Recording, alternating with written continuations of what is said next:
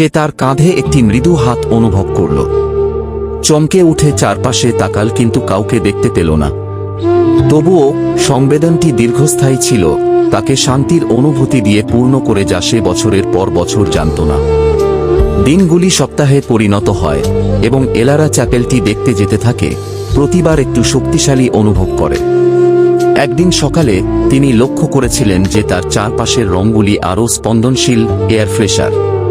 প্রতিটি দর্শনের সাথে সাথে তার আত্মাকে মেঘলা করে রাখা ভারিতা উঠতে শুরু করে। তার অগ্রগতিতে উৎসাহিত হয়ে ইলারা আবার সম্প্রদায়ের সাথে যুক্ত হতে শুরু করে। সে গ্রামের কারুশিল্পের বৃত্তে যোগ দেয়, গল্প এবং হাসি ভাগ করে নেয়। তিনি অন্যদের সাথে যত বেশি সংযুক্ত ছিলেন, তার আত্মা তত বেশি বেড়েছে।